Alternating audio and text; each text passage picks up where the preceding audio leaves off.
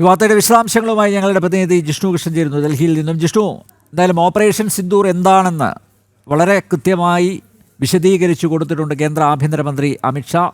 സംശയങ്ങൾ ഉള്ളവരുടെ ഒക്കെ സംശയം ഇതിനകം മാറിക്കാണും. കൃത്യമായിട്ടുള്ള നിരീക്ഷണങ്ങൾ, കൃത്യമായിട്ടുള്ള വിമർശനങ്ങൾ, പ്രതിപക്ഷത്തിൻ്റെ വാദമുഖങ്ങളുടെ മുനയൊടിക്കാൻ ആഭ്യന്തരമന്ത്രിക്ക് സാധിച്ചില്ലേ? വിശദാംശങ്ങൾ.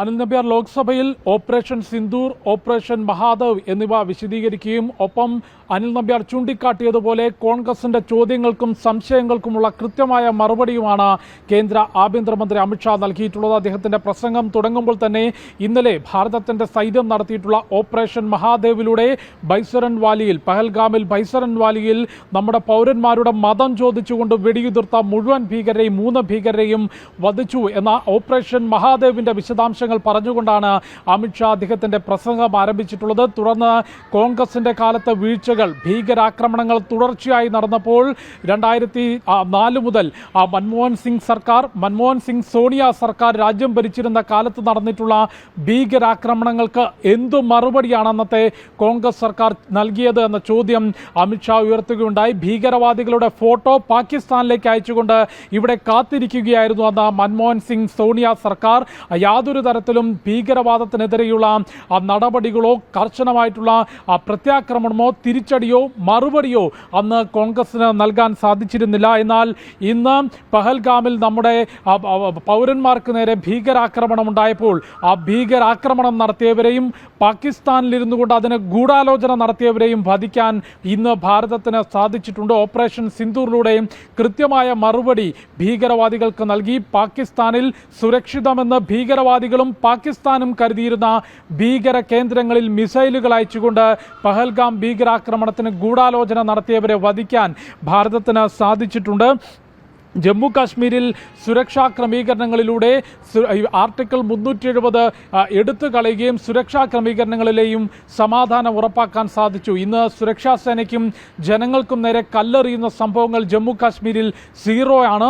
ഒപ്പം ഭീകരാക്രമണങ്ങളിൽ സാധാരണക്കാർ കൊല്ലപ്പെടുന്ന സംഭവങ്ങൾ 80% കുറവുണ്ടാക്കാൻ മോദി സർക്കാരിന് സാധിച്ചിട്ടുണ്ട് എന്ന കാര്യം കൂടി അമിത്ഷാ കൂട്ടിച്ചേർക്കുന്നു. കൂടാതെ ഹുറിയത്ത് കോൺഫറൻസുമായി യാതൊരു ചർച്ചയുമില്ല. ഭീകരവാദത്തിനെതിരെ 0 ടോളറൻസ് ആണ് മോദി സർക്കാരിന്റെ നയം. അത് തുടർന്നു കൊണ്ടുപോകും. യാതൊരു തരത്തിലും ഒരു ഭീകരവാദ അക്രമം പോലും അല്ലെങ്കിൽ ഒരു അക്രമം പോലും ചോദ്യം ചെയ്യപ്പെടാതെയോ മറുപടി നൽകാതെയോ വിട്ടുപോകില്ല.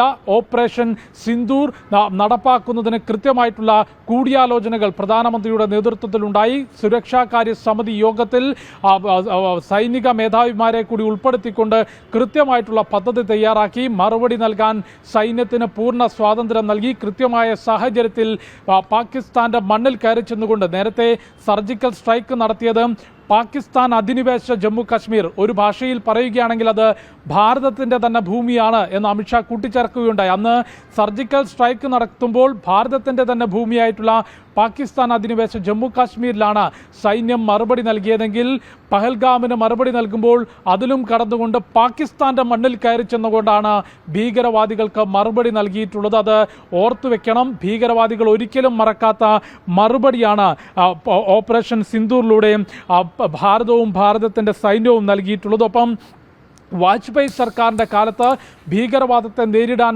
കൊണ്ടുവന്നിട്ടുള്ള നിയമം റദ്ദാക്കുന്ന നടപടിയാണ് മൻമോഹൻ സിംഗ് സർക്കാരിൻ്റെ ആദ്യ ക്യാബിനറ്റ് യോഗത്തിൽ തന്നെ ഉണ്ടായിട്ടുള്ളത്. കൂടാതെ 2005 മുതൽ 2011 വരെ നടന്നിട്ടുള്ള ഭീകരാക്രമണങ്ങൾക്കൊന്നും മറുപടി നൽകാൻ മൻമോഹൻ സിംഗ് സർക്കാരോ കോൺഗ്രസോ തയ്യാറായിട്ടില്ല. ആ കോൺഗ്രസ് ആണ് ഇന്ന് പാർലമെന്റിലിരുന്നും ഒപ്പം രാജ്യത്തിൻ്റെ വിവിധ ഭാഗങ്ങളിൽ മാധ്യമങ്ങളിലൂടെയും മോദി സർക്കാരിനെതിരെ ചോദ്യങ്ങൾ ഉന്നയിക്കുന്നത്. പാകിസ്ഥാനെ വെള്ളപൂശുന്ന, പാകിസ്ഥാനെ രക്ഷപ്പെടുത്താൻ ശ്രമിക്കുന്ന കോൺഗ്രസിന് ചോദ്യങ്ങൾ ഉന്നയിക്കാൻ ഒരു അവകാശവും അധികാരവുമില്ല എന്ന് തുറന്നടിക്കൽ കൂടി ആ പാർലമെന്റിൽ അമിത്ഷാ നടത്തിയിട്ടുണ്ട്. മൻമോഹൻ സിംഗ് സർക്കാരിൻ്റെ കാലത്ത്, കോൺഗ്രസ് സർക്കാരിൻ്റെ കാലത്ത് കാലത്ത് ഭീകരവാദികൾക്ക് പാകിസ്ഥാനിൽ നുഴഞ്ഞു കയറേണ്ട ആവശ്യമില്ലായിരുന്നു. അവരെ വിസ നൽകി ഭാരതത്തിലേക്ക് സ്വീകരിക്കുന്ന നിലപാടായിരുന്നു കോൺഗ്രസ് സ്വീകരിച്ചത്. അത് തുടക്കകാലം മുതൽ ജവഹർലാൽ നെഹ്റു മുതൽ രാഹുൽ വരെ ചൈനയോടും പാകിസ്ഥാനോടും സ്നേഹം കാണിക്കുന്ന സമീപനമാണ് തുടർന്നിട്ടുള്ളത്. ജവഹർലാൽ നെഹ്റുവിൻ്റെ തെറ്റായ തീരുമാനവും നിലപാടുകളും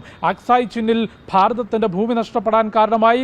പാക് അധിനിവേശ ജമ്മു കാശ്മീർ ഭാരതത്തിൻ്റെ ഭൂമി നഷ്ടപ്പെടുന്നതിന് കാരണമായി. സൈന്യത്തിൻ്റെ ഭാഗത്തുനിന്ന് വീര്യത്തോടു കൂടിയുള്ള ഇടപെടാൻ തയ്യാറായി നിൽക്കുമ്പോഴും ജവഹർലാൽ നെഹ്റു മുതലുള്ള കോൺഗ്രസ് ഭരണകർത്താക്കൾ സൈന്യത്തിന് പിന്തുണ നൽകാതെ ഭീകരാക്രമണം നടത്തുമ്പോൾ അല്ലെങ്കിൽ ഭീകരാക്രമണങ്ങൾ ഭാരതത്തിൻ്റെ മണ്ണിലുണ്ടാകുമ്പോൾ അതിന് പകരം ചർച്ച നടത്താനാണ് അവർ ശ്രമിച്ചിട്ടുള്ളത്. അത്തരത്തിൽ ജവഹർലാൽ നെഹ്റുവിൻ്റെ തെറ്റായ മണ്ടത്തരം നിറഞ്ഞ നിലപാടുകൾ ഭാരതത്തിൻ്റെ ഭൂമി നഷ്ടപ്പെടാൻ കാരണമായി.